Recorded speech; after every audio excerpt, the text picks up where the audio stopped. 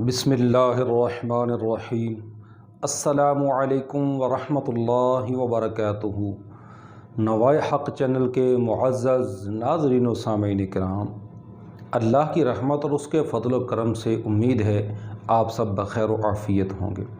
اللہ تعالیٰ آپ کو سلامتی صحت کے ساتھ درازی عمر عطا فرمائے، آمین بجاہ النبی الامین صلی اللہ علیہ وسلم۔ عزیزان محترم، آج ہم جس موضوع پر یہ گفتگو سنیں گے وہ قربانی کے واجب ہونے کے لیے کون کون سی شرائط ہیں جن کو سامنے رکھیں تو ہم یہ سمجھ سکتے ہیں کہ کس پر قربانی کرنا ضروری ہے۔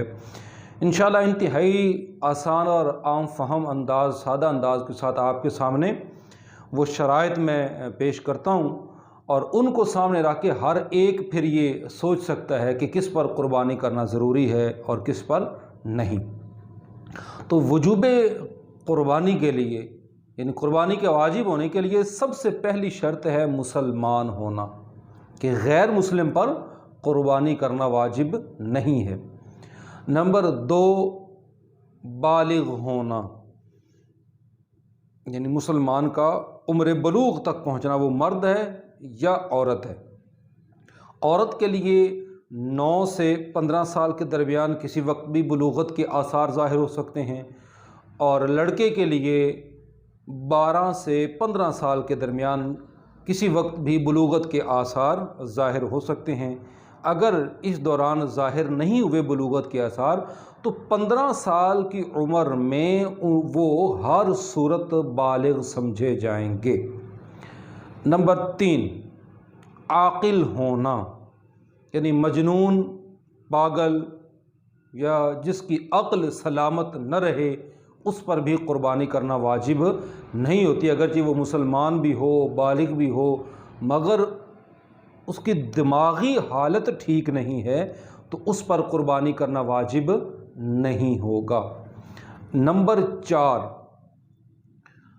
مقیم ہونا، یعنی قربانی کے ایام کے اندر وہ مقیم ہو، گھر ہو، اپنے علاقے میں ہو، اپنے گھر میں ہو۔ اگر وہ قربانی کے دنوں کے اندر کسی سفر پر گیا ہوا ہے اور دوران سفر قربانی کے دن اس پر آئے ہیں تو اس پر بھی قربانی واجب نہیں ہوگی۔ اسی طرح آزاد ہونا، یعنی اگر کوئی مسلمان بالغ بھی ہے، عاقل بھی ہے، آزاد نہیں ہے، مقیم بھی ہے، تو بھی اس پر قربانی واجب نہیں ہے، کہ حالت قید جو ہے وہ قربانی کے وجوب کو ساقط کر دیتی ہے، یعنی قیدی ہونے کی صورت میں اس پر قربانی واجب نہیں ہوگی۔ اور ان میں اہم ترین شرط قربانی کی وہ ہے مالک نصاب ہونا، یعنی اس کے پاس ایام قربانی میں کم از کم 52.5 تولے چاندی کی قیمت کے برابر رقم اپنی حاجت اصلیہ کے علاوہ، حاجت اصلیہ سے مراد وہ بنیادی ضرورتیں کہ جن کے بغیر زندگی گزارنا انتہائی دشوار ہو جائے تو ان ضرورتوں کو حاجت اصلیہ کہتے ہیں۔ ان کے علاوہ اگر کسی کے پاس 52.5 تولے چاندی کی قیمت کے برابر یا اس سے زائد رقم موجود ہے تو اس پر بھی قربانی کرنا واجب ہوگا۔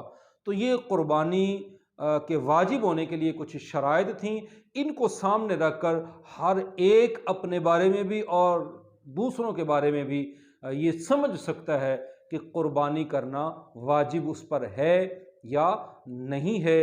اگر ان شرائط کو سامنے رکھ کر کوئی سمجھے اور کہ مجھ پر قربانی کے واجب ہونے کی شرائط پائی جاتی ہیں تو پھر وہ اسے بوجھ سمجھ کر نہیں بلکہ خوشی خوشی اللہ کی طرف سے کرم نوازی سمجھ کر اس کو ادا کرے، یعنی اپنی قربانی کو کرے۔ اللہ تبارک و تعالی ہمیں دین متین کا صحیح فہم نصیب فرمائے، آمین بجاہ النبی الامین صلی اللہ تعالی علیہ وآلہ۔